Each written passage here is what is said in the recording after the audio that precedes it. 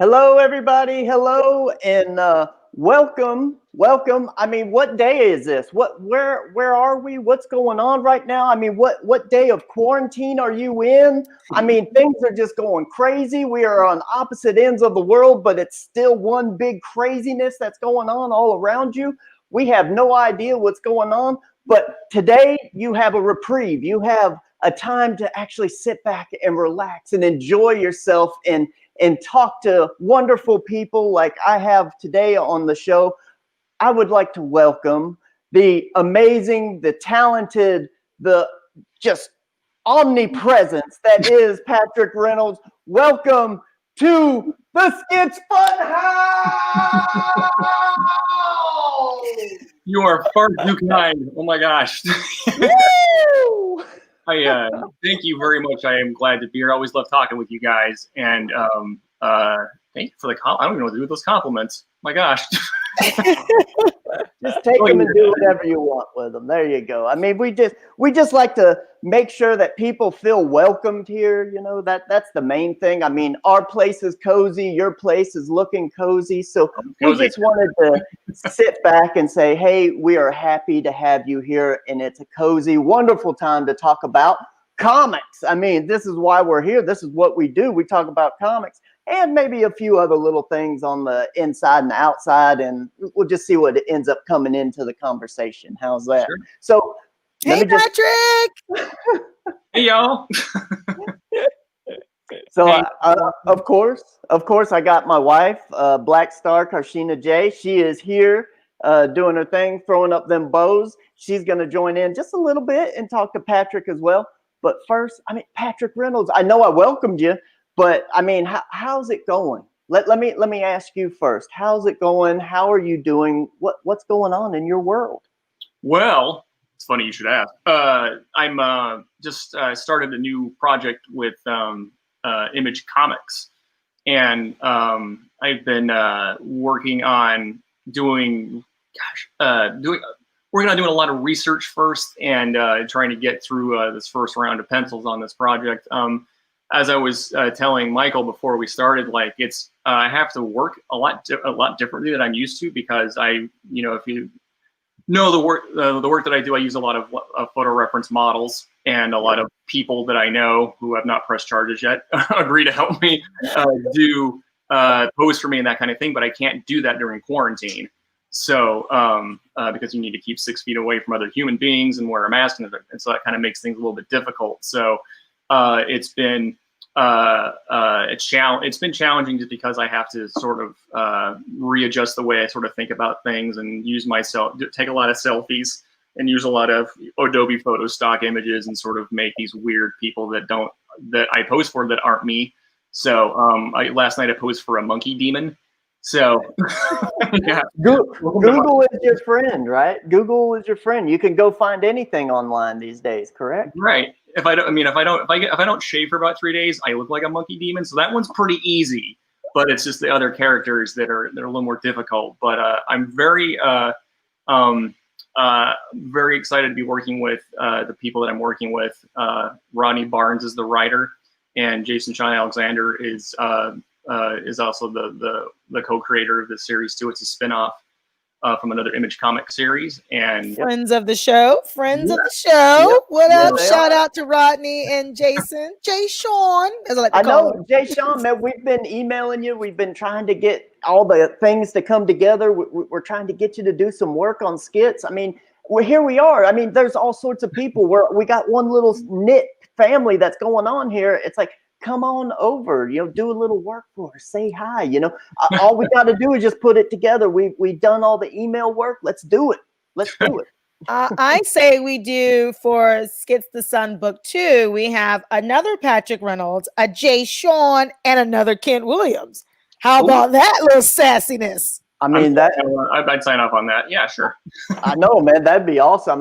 Kent, he's already said yes. I'm sure, Patric, you'd love to do another one, right? I don't want to put you on the spot now. Oh, sure. I mean, like, I'm always down to contribute work to some to fantastic stories. So, yeah, I'll have to see what how my deadline and schedule shake out and everything. So I'm still not quite sure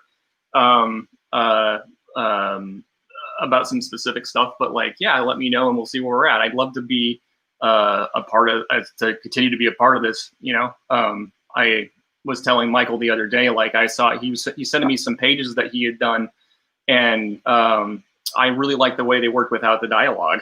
You know, I really think that they were clear enough, and that they were also very the narrative was compelling enough to where I didn't need words to it. And so I was wondering, you know, where it went next, of course, which is the best thing you can do when doing comics, is to make the reader want to keep turning the pages.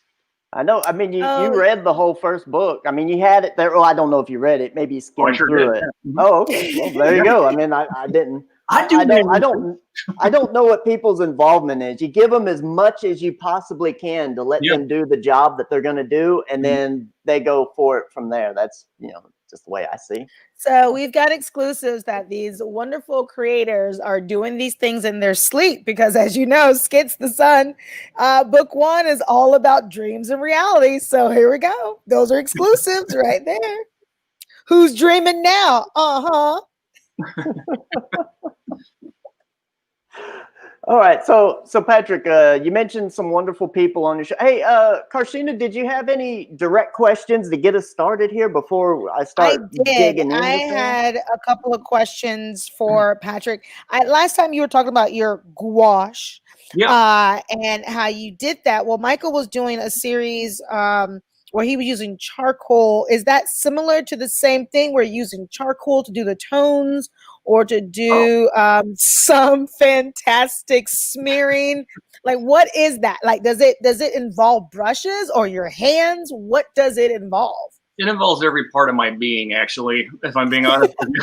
Like, what it is like it was a lot of trial and error at first, but it was inspired by the magazine artwork that I was researching, that was done pretty prominently in the 1960s and 70s. Like, instead of like, you know, people like magazines would have like a story like about the Bay of Pigs or something like that, and they would have an artist sort of do illustrations of that story, and instead of just taking photos of it. And the illustrators had to work very, very quickly. And so what they would do is they would take like a pen or a China marker or a charcoal pencil, and they would lay down like just a line drawing of whatever they were drawing first, and they would spray it or fix it with hairspray usually. And then on top of it, that basically the fixative you see now is like kind of a derivative of hairspray. Do not use it in your own hair. Speaking from experience, doesn't work. But like when they would do that is or maybe I'm doing it all wrong. I don't know. Like what they would do is that would fix it, and then they would take like Elmer's glue, like really watered down Elmer's glue, and then they would take and do a coat of varnish over that. So it was like, and it dried clear acrylic paint. And so you already have, but you can still see the drawing. And so what you can do is you can take gouache and paint right over top of it. But if you messed up, like I do all the time, you can just wipe it right off that clear surface, and you could still have your drawing. So you wouldn't lose a day that you did drawing. So you'd always have that. You could always start back from that if you needed to. And that is awesome. Yeah, it's really like I usually just use one color, or it's usually jet black or Payne's gray, and then it's usually colored digitally. But what I do is you just start with thin layers of paint, and then as you gradually go, and then you gradually get thicker. So like your highlights, or I call them lowlights sometimes, are like the thickest, darkest paint, or like almost no water. And so you kind of have to plan things out in layers, and then you can, and then at very end I take razor blades and or white gouache. I take the razor blades. It's very therapeutic. I'll tell you that. Sometimes, but this is more of like a Hellraiser process, like Hellraiser. You're like, I'll take razor blades and I'll just start cutting and cutting and cutting. That's awesome. That's actually awesome. Really it's great to do for rain, but for like rain-ish techniques. But it's also like sometimes with that sort of with the gouache, it's really hard to. Very easy to lose your lines underneath if you get too dark too quickly. So sometimes you actually have to carve the paint away to get an edge. The hard thing I found about that gouache technique is keeping your edges sharp without resorting to painting white next to it. or like painting really, really dark next to it. So that's you sort of you can lose your edges sometimes. So you have to be pretty, patient. Something that we would do when I was at SCAD, we would doing this same technique. Remember last time I told you that I actually took a teacher, Dick Kreppel. He taught this technique in the illustration department. And something that I did to get more texture in mine is after I would do the coating, I would take it outside and get it on the sidewalk. And usually it's better to use like just straight concrete, not the bricks like there is everywhere in Savannah, but we'd find some concrete and I'd just rub it on the concrete, just kind of do a little this movement. And then I'd swipe it off. I'd go back over it a little bit with another little clear coat. And then I would see what I had, because they would put all sorts of random textures and stuff like that. And that would kind of help me get started, because one of the things for artists that's always so tough is the blank page, like when you're first getting started on it, that blank page, it's really, really tough. So that was just a way to kind of get you in there, and you don't have to worry about hurting it or anything, because you can always go back and clear coat over it and you'd be just fine. But that was something that we did, and it always came out with some real nice textures that were exciting, Yeah, that's awesome. It leaves like you can see it leaves like these brush strokes that are there, and it leaves like this underlying sort of bounce to the whole thing.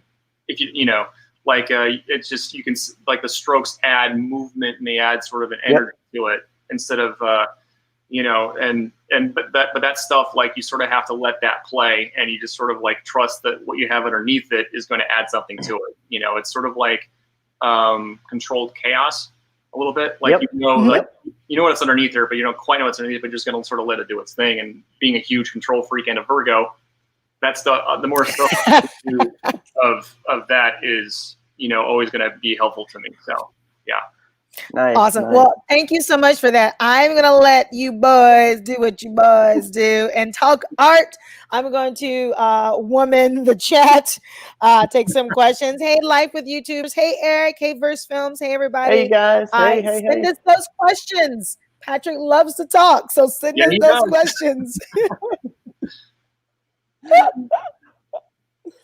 right, guys. Baby. I'll come back in later. Bye. All right. Bye.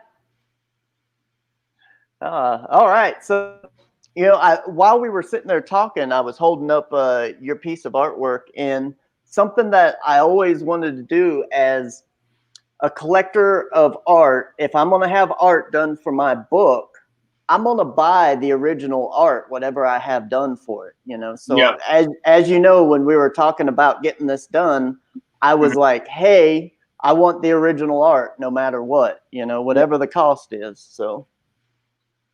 And go ahead. I was just going to say, and of course, thank you for doing that and giving it a good home. I would always, I always tell people I'd much rather other people have it and hang it up somewhere, rather than it be in my portfolio where it's not going to see the light of day until I go to a convention, maybe. Well, the way I see it is I'm investing in my own book, It's like, if there's art being made for it, I want to own it. I want to be a part of it. I want it to be a part of my life, because it's like I'm having this thing done that I have a ton of investment in personally. And I just want to be able to say, okay, I have it. If I want to sell it, I'll sell it down the road sometime. If not, I just want to keep it. If it's just amazing and awesome and stuff like that. And I knew immediately, just because I know your work, I was like, let's just go ahead and actually, while we're sitting here, let me go ahead and let me share this. Let me share. I got a little something here. All right, there we go. Oh, so I wanted to share some of your artwork, when we first got started here. Yeah. And of course, this is that page that I was holding up, your artwork. And, talking again, it's like, I just want that stuff to be around. I want to invest in, I want to own it. I want to be a part of it, because one of the things that I learned from Frank Frazetta is control and own your own artwork. He was one of those early on in the fantasy art scene. He was doing those covers for paperbacks. He was doing magazine art and all that.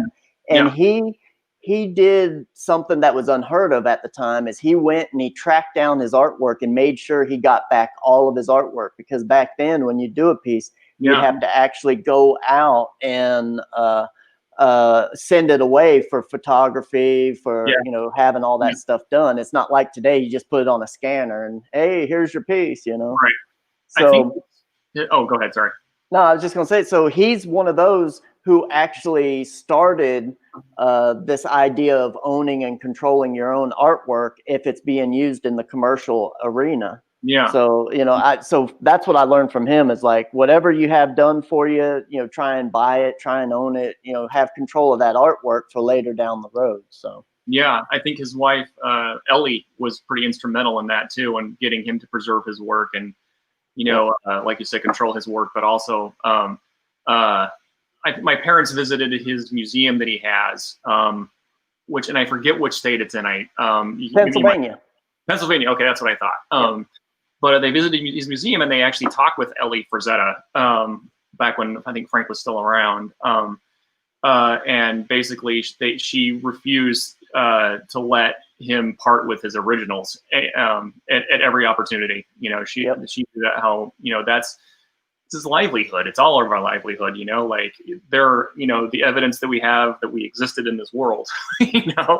And so, but it's also what we do to sustain our lives. And so, yeah, she was very, very. She was a very, very big part of that too, from what I gather from what my parents.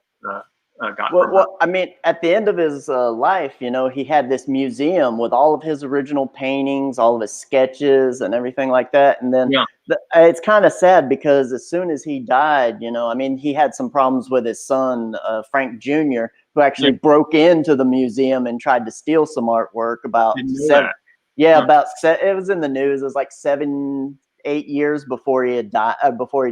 Like he had tried to break in. And as soon as he died, that stuff went to, Frank Jr. And, he immediately sold one of the big pieces. It got, millions of dollars for it. So, but I mean, Frank could have done that at any time, sold those pieces and became a multimillionaire. But of course, he had plenty of money at the time. He didn't care. It was his artwork. Yeah. And one of the big things that people hated is, he had all these paintings. Well, he would keep painting on them, like 10, 20 years down the road, he'd say, I don't really like what's in there. I'm going to take that out to the studio and I'm going to paint on it. And he'd paint over the painting completely. So there's like documentation of how the paintings have changed over the years, because he just kept painting on them. Didn't know that either, huh? Yeah, so a lot of people were mad about that. It's like, oh my gosh. And he would just be like, they're my paintings. I can do whatever I want with them. True. Yeah.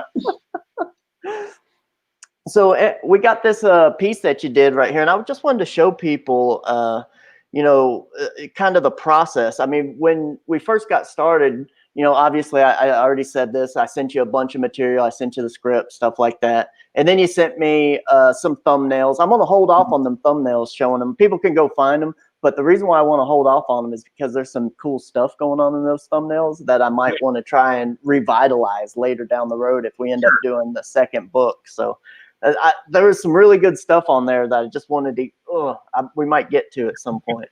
Well, thank you. But after the thumbnails, and you were just talking about the process, this is the rough underdrawing that you sent me. Yeah. That's what I was talking about earlier. That is those are the pencils, or quote unquote the pencils that I would then spray and then use the clear coating on top of. Once I get pretty clear idea of where I need to. It's sort of like they call them like tight roughs maybe. Yep. But like they're really not rough. I mean, like at this point, like I know exactly where everything's gonna go. I know where everything needs to be. And so like I said, I'm a Virgo. Nothing is an accident, honestly, at this point. And but yeah, this one is done with it's called a China marker, but it's not a marker, nor is it made in China. It's really just like it's a grease pencil. Yeah, it's the one I use actually. It's called a Mars Lumograph.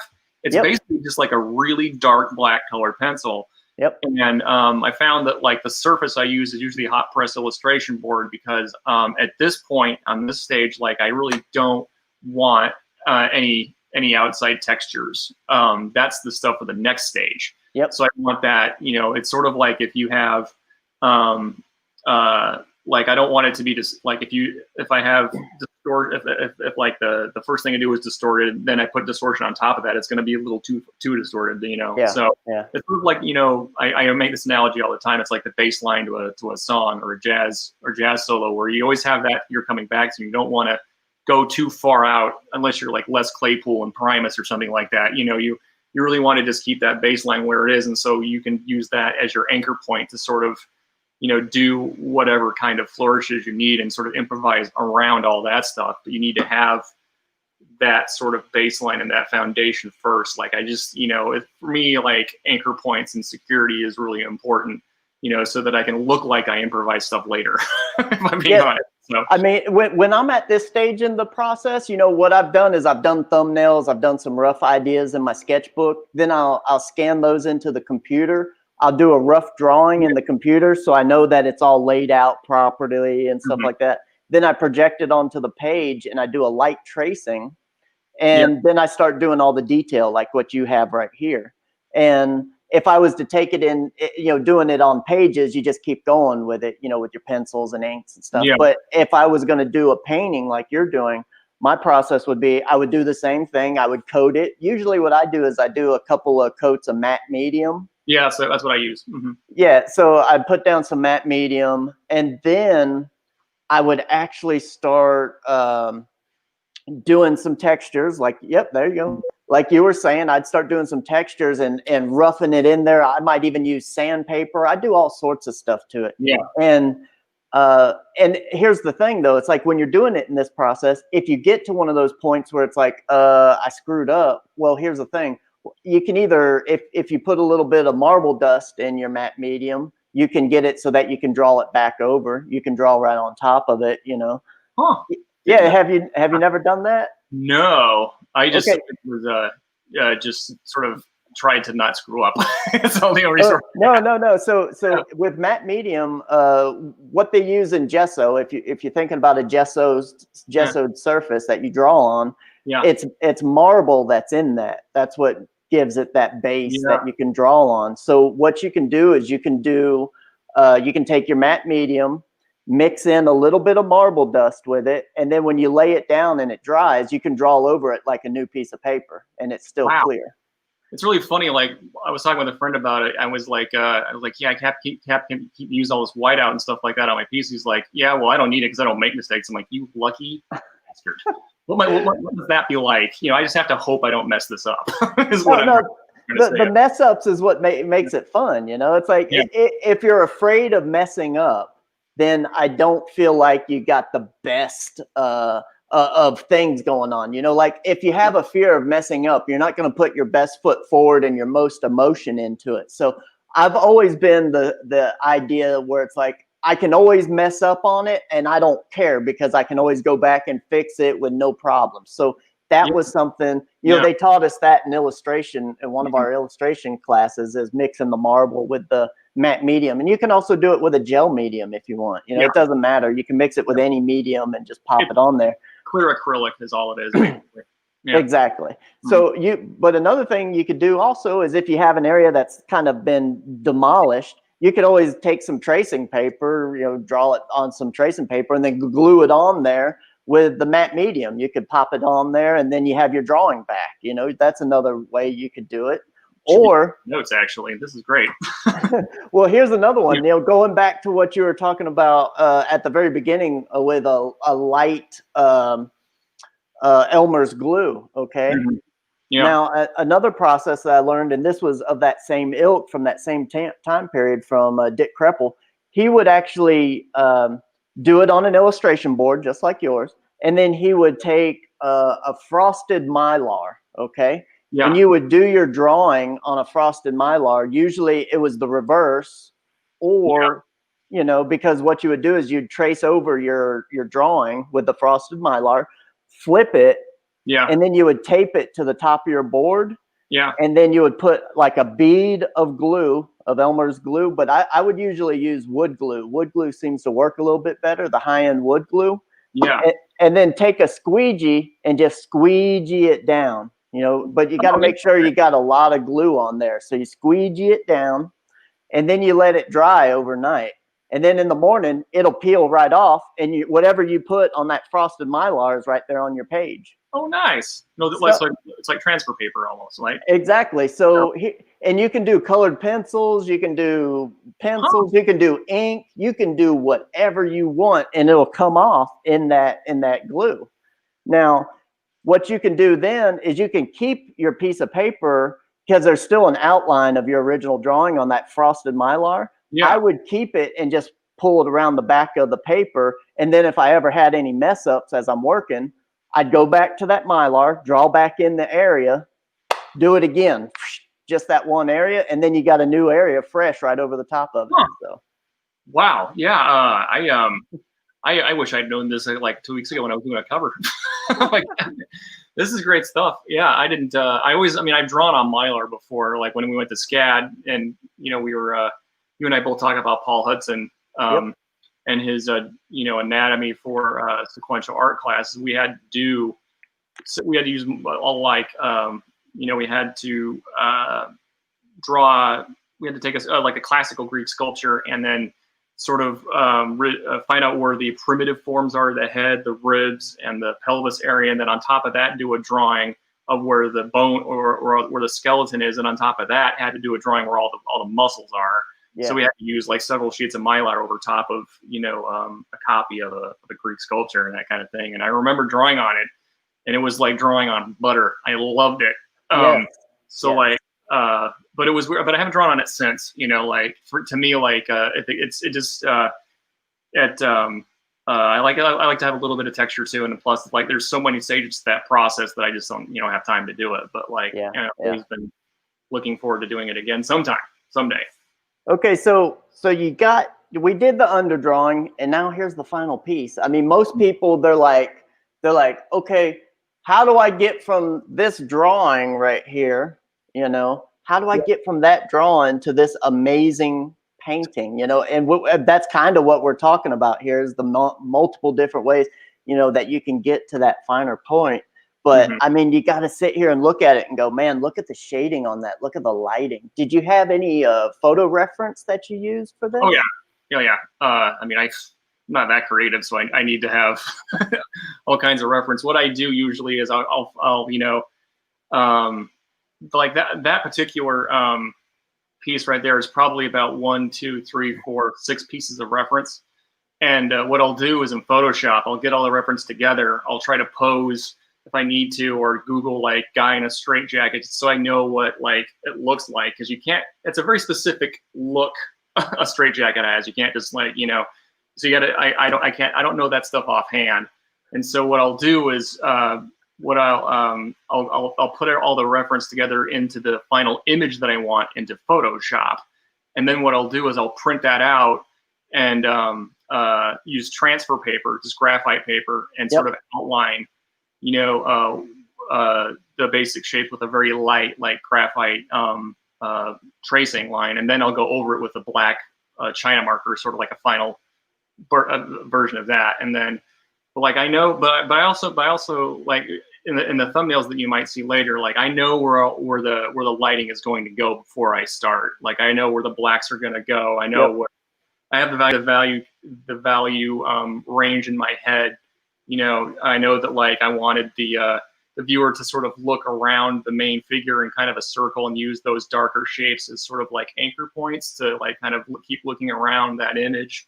So I knew like those areas were going to be dark, and so I would look for reference of a chair that was, or like a ship that was in a dark value, or I would go on Sketchfab and I would look up like a chair or a boot, and I would adjust the lighting to make it kind of match where the light source was coming from in that piece there. And then I would sort of arrange it that way. So there's like, I kind of knew where everything is going to go, because like I spend most of the time at this stage right here that you see. Like I need to know like all that rendering and stuff like that's going to take up a lot of my time. And like the more I can just sort of be on autopilot and just sort of paint what I see, the better and the easier it's going to be for me. But like all that stuff, like all that planning and stuff like that, I wanted to get it as nailed down as I can before this stage, and so I don't have to like go, oh man, it looks better if I would have done that. Well, this takes me back to one of the first things that I learned, probably in junior high, was the teacher taught us, learn from life, get an image in your head of what you want to do before you do it. You know, go to reference, look at things, or look at what's right in front of you. Learn to look, you know, learn to see and get an image in your head before you actually start laying it down. Now there's the sketching phase. You do what, you know, you can do all sorts of stuff. But when you're actually talking about doing a painting like this, it's like, okay, get an idea in your head before you actually sit down to do it. You know, I think that's so important. Yeah. And I was pretty fortunate with this one where, you know, there was already so much great imagery with the skits, promotional videos and the comic and the pages that you had already done. They sort of already, I had a lot of imagery I could choose from, you know, like the original one. I think the original sketch of this, which we'll see, the original thumbnail actually had fish circling them. And I was inspired by that, one of your initial concept sketches that you did. And then after some back and forth, you wanted, we talked about having like different objects instead of the fish, you know? And so like it starts, it's really, you know, it's interesting, like where things start and where they end up, you know, but basically, you know, like this was the first image I ever had. This basic image right here that you see was the first image I had when I read your story. So like, there's this adage that says, you know, in improv theater, when you're doing improv, is to trust your first thought. And usually that's your strongest one. Although usually when I do covers, you know, for companies, they usually choose my third or fourth favorite one. You know, I found out. But well, we already had that conversation where, you know, when I first came to you, I said, listen, do what you want and then tell me which one you like the best. You know, because when you're an artist, that's exact. And I'm going to tell you why we didn't go with the fishes, and I'm sure you already know why, but let me just hold up one, because not only were we working with you on something, I was also working with Kent Williams. Oh yeah, okay. And he already had a piece where the fishes were going around the head. So all right, actually, let me turn on this light back. I can't believe I didn't turn this light on. I mean, there we go.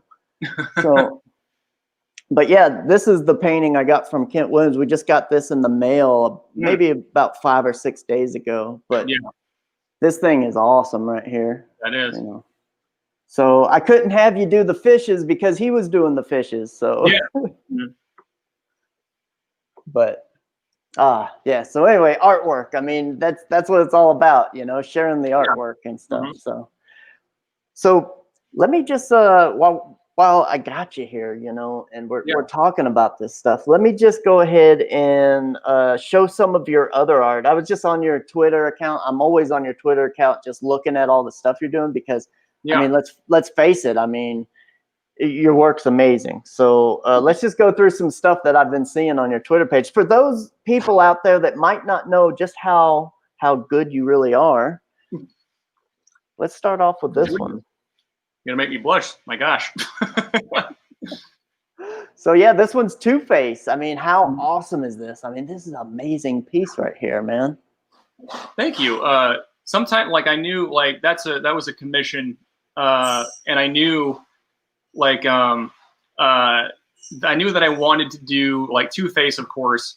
The important thing about Two-Face is his face. So I knew I kind of wanted to do, like, heads up shot, you know, I mean, excuse me, shoulders up shot, you know, and I wanted to focus on his face. So I knew that, but then I was like, man, like, I really need, that's when I look for reference, I'm like, okay, so I need, evil looking guy, but also looks like he's an attorney, he's a prosecutor. So what is also evil? Yeah, I mean, lawyer, man.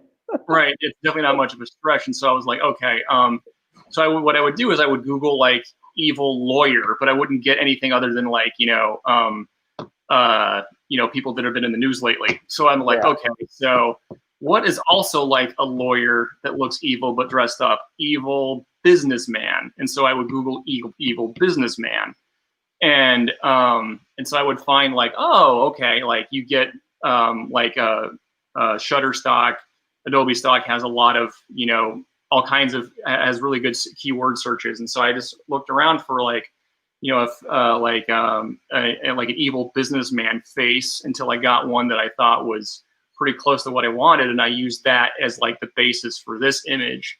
And so like the lighting was already kind of done for me in the reference. But then again, I had to add a whole different side of his face that I really couldn't do unless like I, use somebody else's drawing of Two-Face. But so I was like, I kind of want to do my own, but I don't really know how like a burn victim looks offhand. So I had to look up like, first I started with The Dark Knight, Harvey Dent, Aaron Eckhart. I really like the way his face looked burnt, but then again, I just don't want to do Aaron Eckhart, Harvey Dent, and so I was like, okay, so I kept looking at like other things, and I noticed that like there's like, action figures that have kind of a new take on Harvey Dent, where it's like he's actually a burn victim, and his eye, which is usually like big and throbbing, is actually kind of smoothed over like a burn victim would look like. Okay. And I'm like, but I kind of like the big eye thing first, and so I kind of combined those two, which is what I did here. Well, I got a question for you. Now, you say how it usually looks smoothed over. Now, does it look smoothed over because they've done skin grafts on it? Is that? Yeah. I would think, because I mean, this little bit of skin that's over your eyeball is very thin and very sensitive. Yeah. Now, I would think if you were to have that burnt away, it would be just like that. I mean, if you're really extremely burned, that all you would have is an eyeball there, and they have to do those skin grafts over it so you don't lose the eye, because your eyeball, I think, would probably dry up or have some problems. And most of the stuff you see on Google is like after somebody got treated for it. So exactly, but then again, so I'm like, okay, so I have to sort of combine those ideas. I'm like, do I want, and this is where all the sussing out in my head sort of comes around. So it's like, so I would use, some other kind of renditions that I would like, okay, there's like an action figure that has like a very burn victim Harvey Dent. So I would kind of use those textures, for like the part of the face. But then again, like I wanted to use that big eye thing that you see in Dark Knight. And so I kind of used that too. But then like taking like the scar tissue and the big eye, I'm like, okay, so how would that actually look?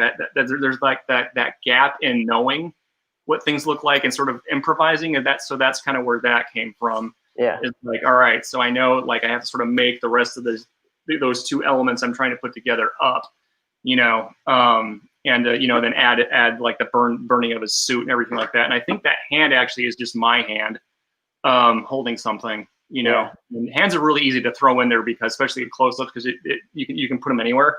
Oh yeah, and you got your own. You can always, you got a mirror right behind you. You can take a photograph. I mean, I got an iPad over here on my table, so if I need to look at something, I'll just get in the pose and do the 10-second thing, get the photo, and then I'll have it right there for me to do. But I just wanted to point out something right here. I mean, you got a huge fan here in the chat right now.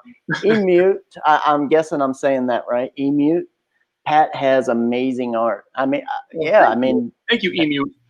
I know that's why we got him on Skits. We wanted people who had amazing art actually on the comic book. Okay, so let's just move on right quick. Quickly, we got Kylo Ren. Yeah, I mean, this is awesome. I mean, how could you go wrong with that? I mean, that's just awesome. I mean, what was this for a commission? These are all like the ones I'm seeing here are all commissions. There's a few here that are covers, but this one, I'll just get like a request for a Kylo Ren commission, and someone just wanted a bust of Kylo Ren, and I'm like, there's a lot of Kylo Ren busts there, but I kind of wanted to do something a little bit different. I really liked the last movie that came out, which was The Last Jedi or The Rise of Skywalker, I think. Yeah, The Rise of Skywalker, I think. The Rise of Skywalker. Yeah, sorry about that. Sorry, George Lucas. I'm sorry.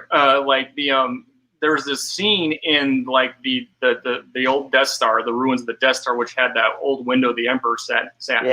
Yeah. I wanted to use that as a design element, but I also like didn't want to stop there. I kind of wanted to put, you know, this is way above and beyond what they probably asked me to do or expected. But like, I just wanted to do something a little different where like, okay, let's put him in a specific time and place. So it's not just a cool drawing of maybe Kylo Ren, you know, but like, let's actually make it, you know, try to make it like an emotional experience maybe, or like actually put the viewer in a very specific time and place for this character. And so I added the background and put the rain in there, you know, and of course use the in this one there's lots of action figures and cosplay that helped me to get that rendering right, you know, in the lighting right. Again, I can't make up Kylo Ren's mask offhand, you know. I got to figure that out. Yeah, I mean, that's why it's there. I mean, you go back to the movie, you still frame it, you look at still shots online. I mean, you get it exactly, you know, that's just what you have to do, you know? Yeah, you know, and you know, back to what we were talking about, like the you know, the illustrators in the 60s and 70s, they didn't have Google, you know, they didn't have the internet. They had like magazines, you know. You know, they didn't have digital cameras or like 3D modeling or anything like that. You know, they just had what they knew how to draw, and also a lot of magazines. Well, see, that's something that I actually did when I was younger. Is if I saw something in a magazine that I liked, I would just cut the page out or rip it out, and I had scrapbooks. You know, like here's this artist, and I found them in all these because it's like you can't have piles of magazines all the time. So I would just rip them up and stick them in books. You know, I had like little 3-ring binders that had all the different artists, you know. Yeah. Yeah. I think I did too. I actually had like a file folder, you know, that just got too big. And then like when I got my computer, my laptop, I just got like, I had like a little file on my desktop that just said reference. And then like each comic project that I have and even each commission has its own reference folder, you know, cause like, sometimes I get asked to do, you know, multiple versions of like Hellboy. Like I've drawn Hellboy like 6 or 7 times, and so I just keep that, you know, for later. Like sometimes I'll find something that may not work for this commission, but maybe for something down the road, or like Wolverine. Like I've been asked. Wolverine. Let's. I mean, that's the next one. I mean, when I saw this Wolverine, I was like, dude, this is an amazing Wolverine, and it really speaks to me. And you did something on this that I haven't seen anyone else do, really. Maybe 1 or 2 other people. His mouth is huge, like an animal. You know, like an animal's mouth. It's just like no one can open their mouth up that big. But they should be able to, you know. Yeah. But by you doing that, it actually made Wolverine more animalistic and more. I was just like, oh my gosh, why hasn't anyone been doing this? Or at least I haven't seen anyone doing this. It really brings Wolverine out as an animal.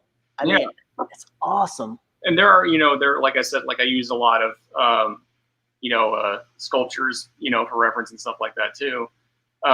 You know, and so like this is a combination of like, you know, just looking at, you know, different lighting on different things. But also like with this one, like the prompt or the commission was to do Wolverine ready for battle, you know, or pissed off and ready for battle, I think was what the person wanted. And so I was like, okay, I really like the Wolverine Jungle Adventure that Mike Mignola did back in the day. It was one of the first comics I ever bought, one of the first graphic novels I ever bought. And I really liked that, you know, how he was able to take such an organic environment and make it geometric. Yeah. But also still make it organic. You know, and so like I always liked, I was doing had to do a lot of like jungle-ish or natural backgrounds when I was drawing aliens, Fire and Stone, and like it was I like to be able to like sort of hint at a background without actually drawing a whole like forest full of trees. You know, maybe I can use that negative space to suggest a background without actually drawing the whole background. You know, and added a bunch of arrows and stuff. You know, I love the arrows. That was actually a really cool scene in. I know it was in a comic, but I can't remember the name of the specific comic that this scene was in. But it was in that Wolverine movie where he's in Japan and they shot all the arrows into the back of him with all the strings hanging off. I mean, that was such a sweet scene with all those ropes attached to him where he's just like drudging forward and he's got all the arrows coming out. So when I saw this, I was like, yes, yes, he's got the arrows poking in him. Yeah. It's awesome. Cool. Yeah. Well, thank you very much. Yeah. I have to. I mean, I know of like there was a Wolverine in Japan arc that I knew of it, but I have to look at that. That the imagery of arrows in the back of his with all the string and stuff might be something I might want to take a look at. For later. That sounds like.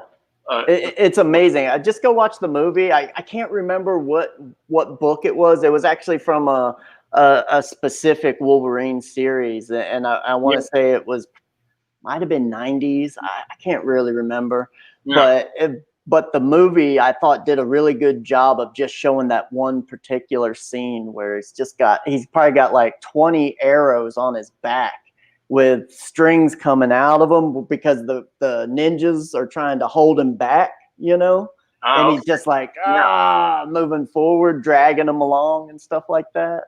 Cool. Okay, I'm gonna check that out. Yeah.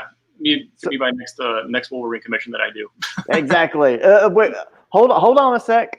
We had a question in the chat, but I think someone popped in to actually ask that question. Why, hello. Hey there. How's it going? Welcome back. So here was your question. Does Patric do reprints of these commissions? Is that a real thing? I used to, but now, like, what I found when I did that, like, one of my first commissions I ever did was the Iron Giant, which is my favorite movie of all time because it is the best movie of all time. That's just all there is to it. And I did prints of that, but I still actually sell those.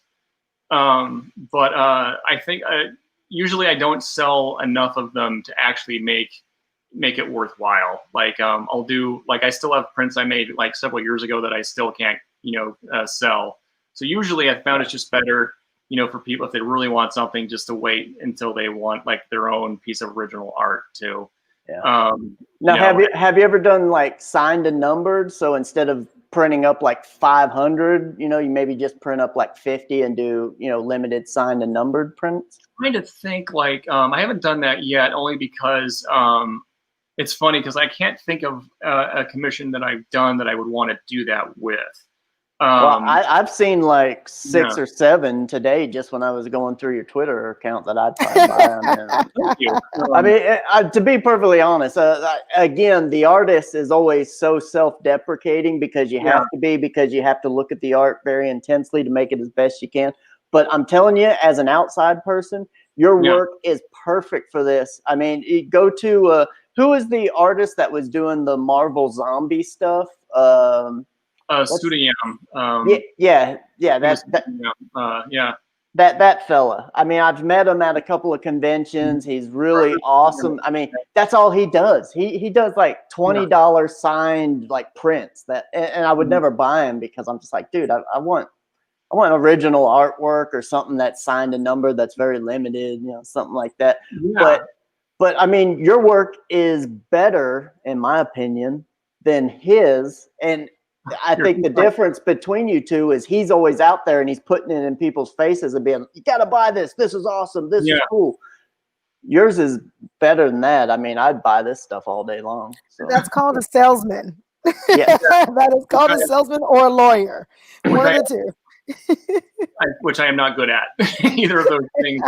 What I do is I put, like, I have art books. That I sometimes I'll take the commissions and put them in art books, shrink them down a little bit. Like I have a black and white art book that I have reprinted commissions in.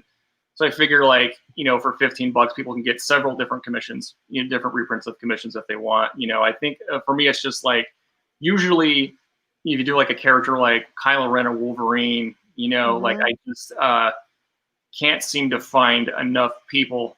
I just can't sell the prints well enough for if it's just like a single character, that. And I think, like, not to sort of identify myself to the authorities, but like I don't know like how it is like reprinting other people's properties and then selling them like that. Like I know certain, like Disney is very militant about that. So with like Hellboy, like I can just email Mike Mignola and say, like, hey, I want to reprint Hellboy in this art book. Is that cool? He's like, yeah, it's fine. Like, he's always been very cool about it. I'll tell him exactly what I'm using it for. Yeah. I'm like, I'm going to put this in an art book. I'm going to make about, I'm going to print about 100 copies of this book. Is that okay if I use this? And I'll make sure I note that in the book saying Hellboy used with permission by Mike Mignola. And I had it when I was doing Aliens. I got in touch with my editor. I was like, can I reprint some Alien commissions that I did in this art book? And he'll actually talk to Fox Corporation who owns the Aliens. And he'll say like, yeah, that's fine. But I know some people or some corporations or entities are a lot more lenient than others. And so I have to kind of be careful of what I do. Sure. Right.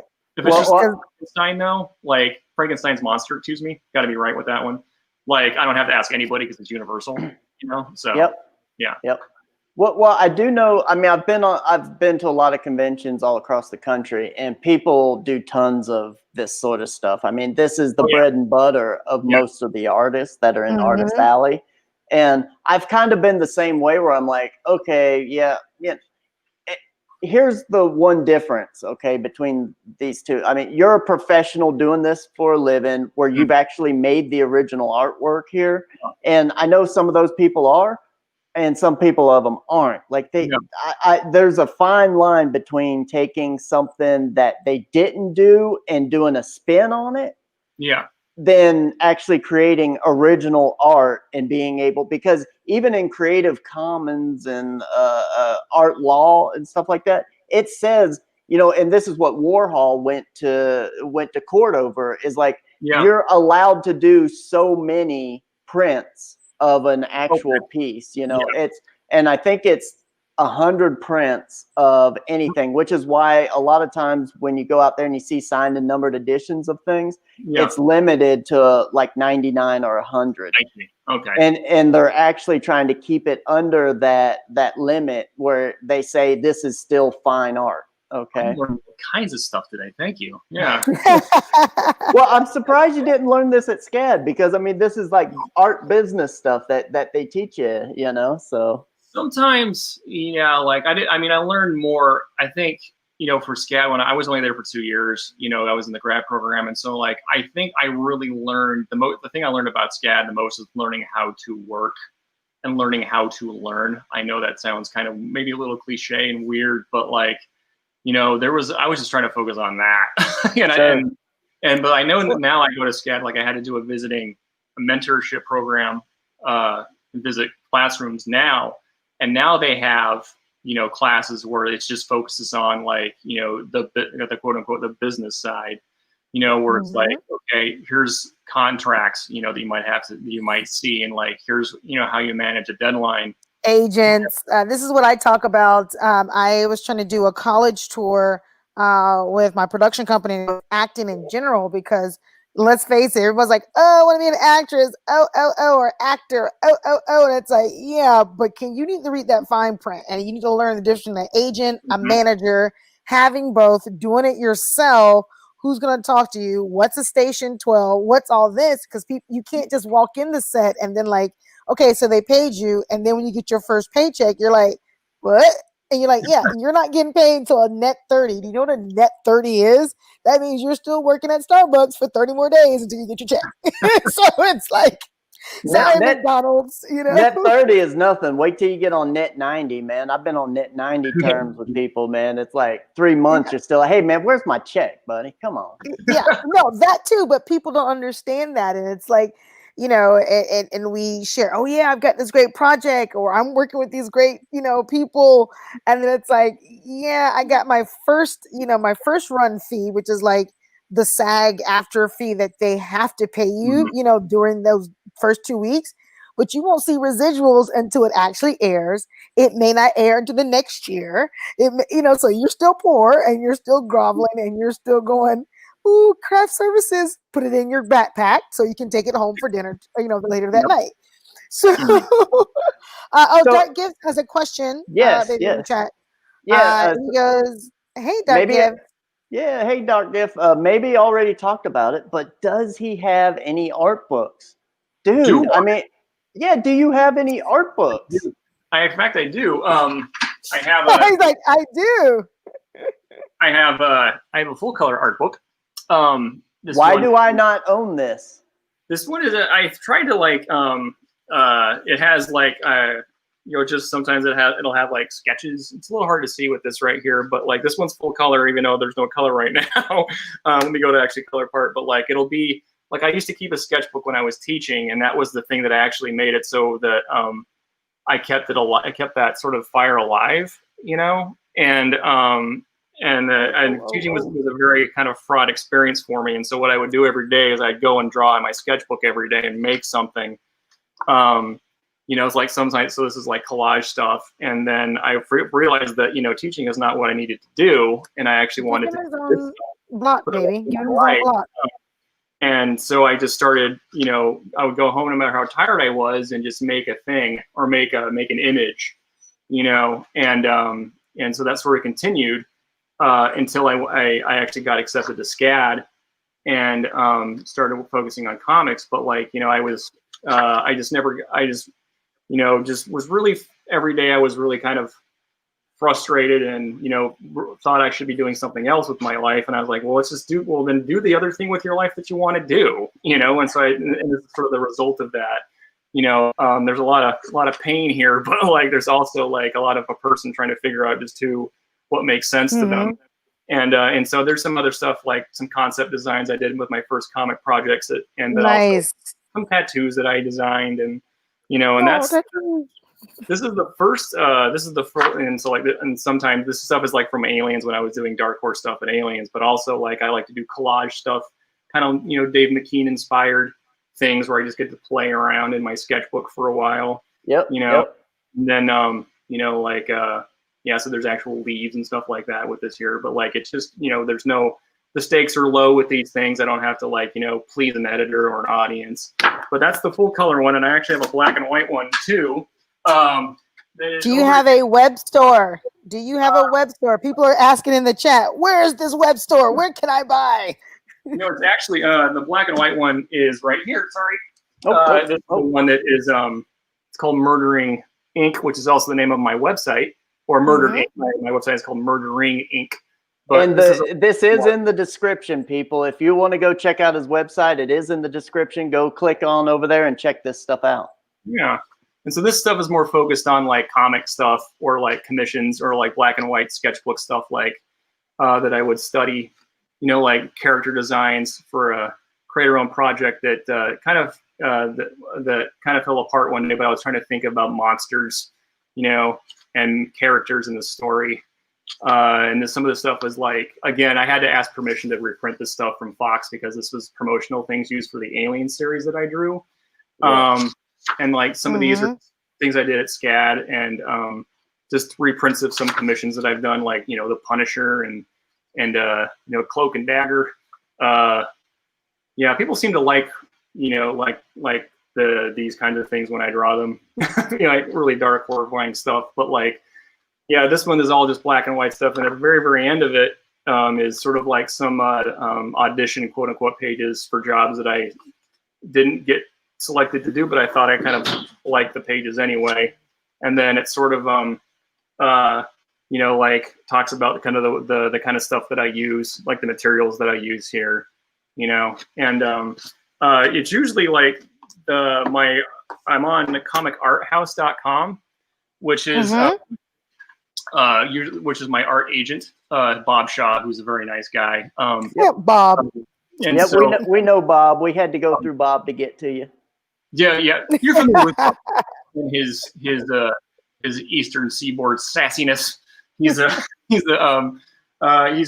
really great. He these ones if you go to Comic Art House, you'll find my name, and but like I think like because I'm not taking commissions right now because I'm busy with this project, like all the stuff that is being sold right now, there's no link to it. But if people are really interested in buying these art books right here, the black and white one is 15, the color one is 20. All you have to do is just go to I'll probably just they can send it to us and we'll send it to you. How about that? There you go.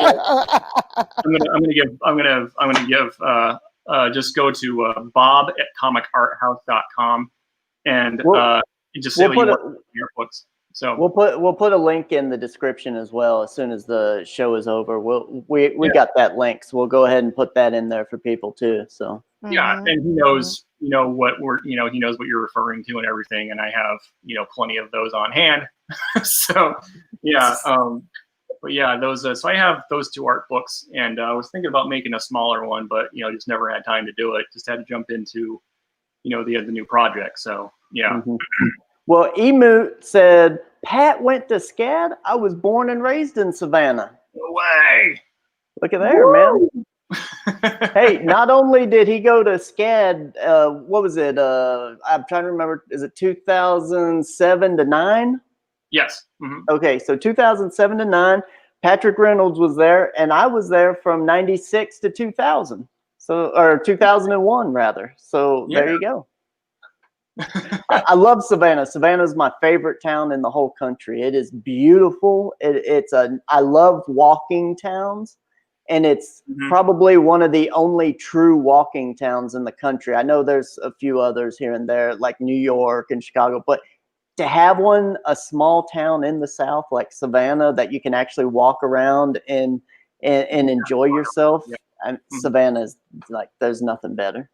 There's really St. Augustine, you can. St. Augustine's a walking town. Similar, yeah. And Charleston to some extent. No. Savannah. St. Augustine is the first town in this United States. I mean, it is the I understand, town. but see, there's just that one little area down there in St. Augustine, and then to go to any place, you got to leave that whole area to get to anything. And really. Come to Jacksonville, baby. That's right. Yeah.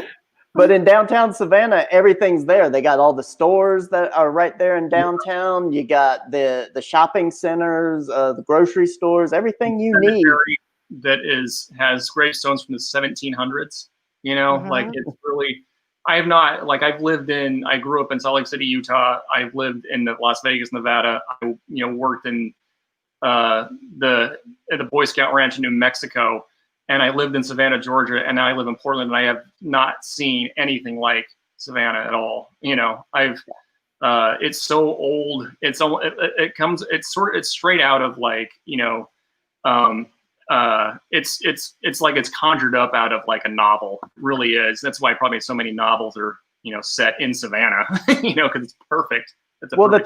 The thing that people don't notice about Savannah, and subconsciously you're like, this place is different. This place is different. Well, when you're in downtown, all the lighting is actually real low to the ground, and it gives it that weird feeling at night. Not only is the mist coming through all the time, but all the lighting is actually below the trees, so that it shines up into the trees and then down onto the ground, which is different from most towns. Most towns, everything's above the tree line and it's shining down. So that's what gives it that eerie old feel.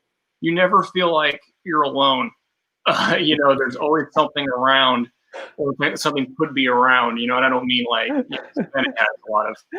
There's definitely people lurking around in Savannah. I mean, you got to watch your butt, especially when I was there in the 90s. I mean, it's like. It didn't change in 2007 either. Let me tell you, like I was lucky enough. I never had to, I didn't go out very much. We'll just put it that way, because I was working on stuff. There were places like I said, we'll talk comics soon, I promise. But like I knew that there were, there were just certain places you didn't go at night, and I've never lived in a place where there was a city like that. Even in Las Vegas, you're going to be fine, but like in Savannah, there's just certain places you should not go. Yeah. If you start walking and you start seeing like crack pipes and burn barrels, go the other direction.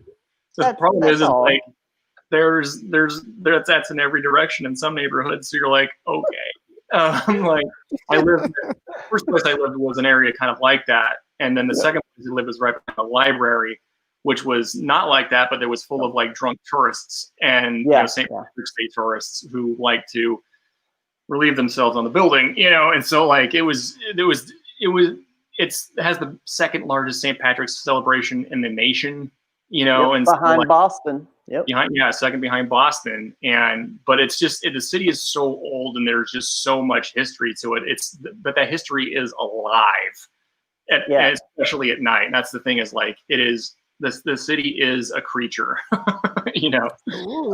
A buddy of mine actually had a place right along probably one street off of Broughton Street, which was the main thoroughfare down, which you lived one block off of. And he had a window that looked into the alley down there. And late at night, those people would be coming around about 3 o'clock in the morning, you know, in the alleyway. And every now and then we'd just be like, you know, let's screw with this guy. So like they'd be down there doing like, hey buddy, hey, what's going on? And they'd be like, oh, hey, you know, they'd start talking to you, but they wouldn't know who you were because they were drunk. And, you know, be like, listen, this is God. God's speaking to you. We need to tell you, you shouldn't be out here doing these things, you know. And, you know, they'd be like, okay, God, I'm sorry. I'm Is going to this make where better. the song comes in? The freaks come out at night. The Dude, freaks come out at night. Right? Yeah, I mean, the if they're going to be out there in the alleys doing crazy stuff, I mean, you know, out of their minds, you might as well have fun with them, right? This is true. This is true. Hey guys, we've got some great people in the chat. Thank you guys so very, very much. Amit, Raina, and then we have Burke Family 54 Comics. And I think it's Meout. Is it? Because it's Meout. I think it's like a meow. Like, you know, meow, maybe. Yeah. I thought it was emoot. Emoot. Oh, could be. It could have been. I'm probably wrong. You know how it is with me at pronouncing things. I'm always wrong. That's okay. Let's show some more before Patrick has to go. If we haven't taken up too much of the time, but let's show some more on that. The next one people were looking at because they're fawning. And they're wanting more artwork. I know they're like, are we talking comics? We want to see more artwork. What's going on over here at the Skits Fun House? This is what you get, people. This is what you get. So yeah, this one right here, The Mask. I mean, that was the last. I think this was the last published thing you did. Is that what this is? No. Oh, Skits comic is the last. Skits is not published yet. Skits is not published yet. Oh my gosh, semantics. We are in funding stage. It is not public. As a matter of fact, there's some artwork right over there on the board that I'm working on. So there you go. Yes, he's working on a double page spread right now, which is going to be fantastic. 20 by 30. 20 by 30, man. How's that? Solid. I mean, I much strength and courage to you, brother, doing a double page spread. I get it. Those aren't easy. I think I've only done 2 of those in my life, and yeah. Oh, I love them. The bigger, the better for me. I love big stuff. So for me, the big stuff is awesome. The little stuff, I'm like, you got to get down there and tediously go into it. But this one right here looks like you got really involved in it, and you really like we're doing that. Yeah, because I mean, if this is the size of it, like our skits page here, I mean, wow, this is awesome. I did post for that myself, so you can probably tell. Like. That was, you know, everything about that is me in a hoodie underneath our kitchen light, and you know, me having to figure out the character Big Head's head, you know, and the posters in the background are actual printed out little campaign posters and glued on there, you know, nice. And just to give it some, like authentic texture. But I was always, you know, the story. I mean, you're probably familiar with it. It's titled "I Pledge Allegiance to the Mask," and it ends up being about the Mask character running for president. And we probably would be better off, you know. But like, it's sort of about that and that kind of, you know, anybody could become president, as we're finding out. Like, and it doesn't. And what happens when, you know, people give in to these things and give into these things, or you know. Fear, ignorance, that kind of thing, and it actually becomes like really pitch black satire. You know, and the original comics were really violent, and this one is no different. But this one sort of takes it to a place where it actually just becomes, it becomes political satire. You know, which proves that you know you can do if written, you know, the right way or written in a compelling way. Comics can do anything with any character. You know, like.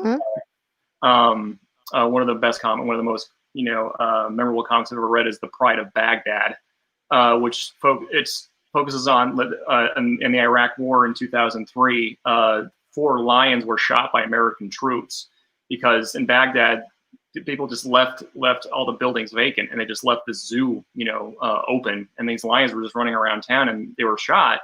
And so, like, the story is written from the perspective of those lions, so it ends up being like cross between the Hurt Locker and the Lion King, where the lions actually have, they become characters, but like, but it turns like a war movie, but also these lions are like family, and there's a whole bunch of, like Arkham Asylum, the Batman comic that made me want to be a comic book artist, becomes a character study in, psychology, Right. So like comics can do anything, and like The Mask was not written to be a politically satire, not written to be a character that sort of, plays with political satire, but it turned into that way because Christopher Cantwell is an awesome writer who wrote this. But also, like, it just proves about how malleable the medium can be, which is kind of why I liked it so much. So Yeah. I mean, The Mask was always really cool. I mean, the original comics. I haven't read anything since the original comics, and back then it was just like over the top slapstick, kind of like the old stuff you'd see in cartoons and maybe like the 40s and 50s, that sort of thing. And I loved it. It was just so much fun. Yeah. So anyone out there that's interested in this sort of stuff, I mean, go pick it up, man. This is great stuff. I've ordered this, but I actually haven't gotten it yet. I ordered it a long time ago, actually, when we first started talking. I just hadn't gotten it yet. But hopefully it'll come in the mail here soon. Hope so. If not, like, let me know and I'll talk to people about it. Come on now. We'll talk to Bob. Yeah, Bob will help us out. Yeah, let me know. I know COVID's kind of screwing everybody up, especially teachers. But like, if you got you should have gotten it a while ago. Yeah. Well, it comes in when it comes in. You also got to remember we're kind of out in the country. We're out in the middle of nowhere. Stuff comes a little slower than some other places, but that's just how it is. Okay, so this next piece here, I mean, I'm a huge fan of, I got it over there on the shelf, Sandman and Death. Yeah. I actually enjoy Death better than Sandman, to be perfectly honest with you, the character-wise. So I thought this was a real nice piece. Thank you. That one, I think actually Bob, my agent, like ordered that one, and Bob. Yeah, Bob has great taste actually. So like he's a big fan of Death too, and it's funny, like I have to do research when I do these characters. Like some characters I've never heard of. Like of course I've heard of Death, but like I know that like Neil Gaiman actually modeled the character of Death on Sushi Shu from the Sushi Banshees, and he also modeled Morpheus Dream on Robert Smith from here. And I'm like, oh, and so when I get a commission to do a Death, I'll go like, oh, let's do research on Sushi Shu, and and see like, or Susie and the Banshees, gotta love her, gotta love that band, yes. I had to do I didn't know much about Johnny Alpha, which is a big 2000 AD comic character.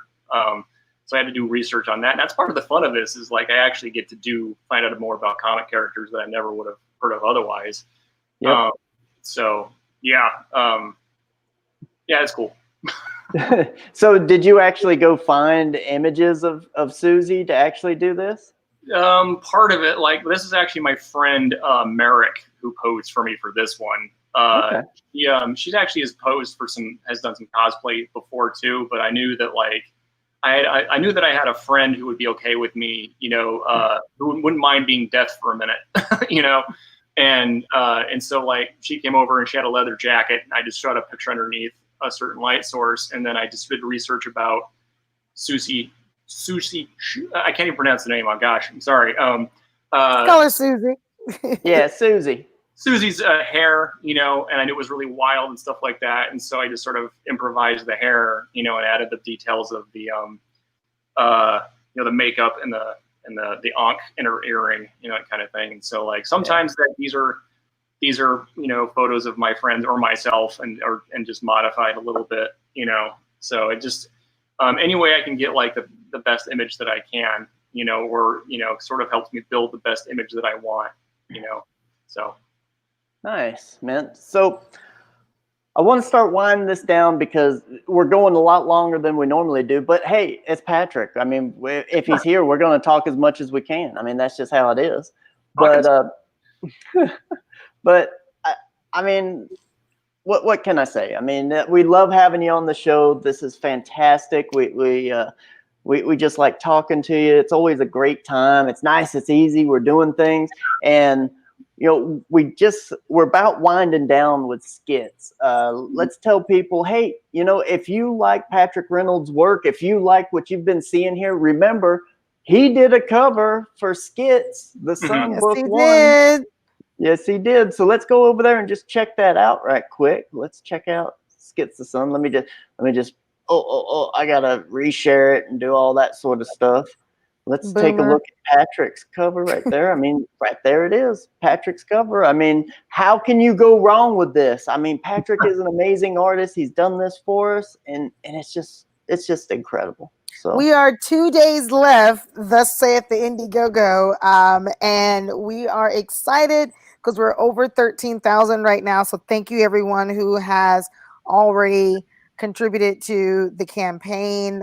We're really excited being our first time out together as a husband and wife team, and then just getting these amazing artists. We're already over at 13,000, and we're really appreciative. Don't forget, guys, if you have that email we sent out, there is a secret perk email that was sent out to people that were on the mailing list. So, hey, if you can use it and get that 3-book journey. that's right. 3 books, man. You got 3 books, 3 variant covers, 3 variant stories. Let me say that again. 3 variant stories. Ain't no one in comics doing this right now. I mean, how awesome is that? All they want to do is sell you a variant cover, and they're like, okay, buy an extra copy. It's just got a variant cover. We're saying, okay, we got a variant cover by an awesome artist such as Patric Reynolds right here. Plus, we also have variant stories. I mean, how awesome is that? It's like choose your own adventure. Just go over there and get whatever you want. So go over there and get that. That's 3 books, 3 variant covers, 3 variant stories, all wrapped up, signed and numbered in a nice little package here. Right now, we got 51 of them claimed. So it's going to be limited. It's going to be signed and numbered to 51. I mean, how awesome is that? It'll probably, you know, we got another 6 months here of doing this, but it'll probably get a lot higher than that. So, but go over there and get that, man. I mean, this is very limited. It's very exciting. It's something not being done in comics right now. And we'd just like to thank Patric for being a part of this, you know, coming along on the ride, you know, and enjoying himself doing work for us. And we appreciate it. It's been my pleasure. I am honored to have been part of this world. Thank you for helping me build a part of it. Well, we appreciate you too, man. We're going to go ahead and we're, what? I was going to say just real quick. Thank you, Anthony, for being in the chat. Hey to Rick Saylor. Hey, guys. Hey, how are you? I just want to say hey to everyone because they said, Skits, you guys rock. So, yeah, that means it's everyone. It's everyone. So, and like I said before, we can have everyone loves a team up. Patric, Jason, Kent. Everyone loves a team up. I'm telling you, man, we got to make that happen. We need to talk to some people and say, hey, Jason, we've already been emailing you. Like, all you got to do is just say, hey, this is how much it's going to be. And we'll be like, okay, let's do this. You know, that's as far as we've gotten. It's like, hey, how much is it? It's like, oh, email us back. Tell us how much it is. We'll do it. Let's get it started. Let's do it now. He's a busy man, and we love him, and we love his art so very much. Him and Rodney doing great things. Proud of him for Philadelphia. I mean, just amazing. And we had him on for Come Get Some Live, and he was just so gracious and so kind. And he's just brilliant. Just brilliant. Yeah. He really is brilliant. So. And remember, everyone, we got links in the description so you can go get some of Patric's work. If you want to do a commission, I don't know if he's taking commissions. I think he's a little busy right now with the project he's working on, but we will have links for all that. You can go get his art books. You know, you can buy some artwork. If Bob has some on his page, we'll have a link to that as well, you know, so you can actually go over there and get some work. And tell people what you're working on right now, Patric. Working on a new project with Image Comics, which is the first non-Dark Horse company that I've worked with, actually, with Rodney Barnes and Jason Sean Alexander. And I don't know how much I can really share about it, so that's about all I can say. But I can tell you That's enough. That's all you had to say. That's all. That's awesome. Enough. That's enough. It's related to another series that they're doing with Image right now. It's kind of a spinoff, and yeah, all I can tell you, the stuff in it is like chocolate and peanut butter for me. It's like, oh my gosh, I'll take some of that. I'll take some of that. I'll take some of that too. That's really cool. But I should tell you, because I'm working on the project, I'm not taking commissions at the moment, but the art books are always available. So yes, just let me know. I can give them to you. All right. Yeah, go over there and get some. I know I got to go over there and get some. I didn't even know the art books existed. You need to promote yourself more, Patric. I mean, I got artwork from you and I don't even know they exist. You need to get out there and push it, man. I do. I need to, actually, stop working for a minute and be a person. I'm working on that. So, yeah, it is. There you go. Yeah. Baby steps. Baby steps. There you go. Yeah. So everyone, we'd like to say thank you to everyone for stopping by. This has been a pleasure. We always love having Patric on. Hopefully we can get him on again in a little while, because I know he loves talking about all this stuff. I'm sure he'll want to come on again later on. So, but for now, we're going to say goodbye and we're going to play this out with this. And we hope all of you have had a great day. Thank you for stopping by. Before we go, we're going to be tomorrow. We're going to be on a stream tomorrow, so don't miss it. We're going to be with Rob Casey tomorrow, promoting for our last couple of days, and then we're going to have Dan Friga, Art Thibbert. We're going to have everybody on as a party for our last day for Skits, which is Monday. So, guys, make sure that you go to our Indiegogo page and get on board with that $3 journey. Whoa! That's right. All right. We'll see you. Have a good day. Whoa.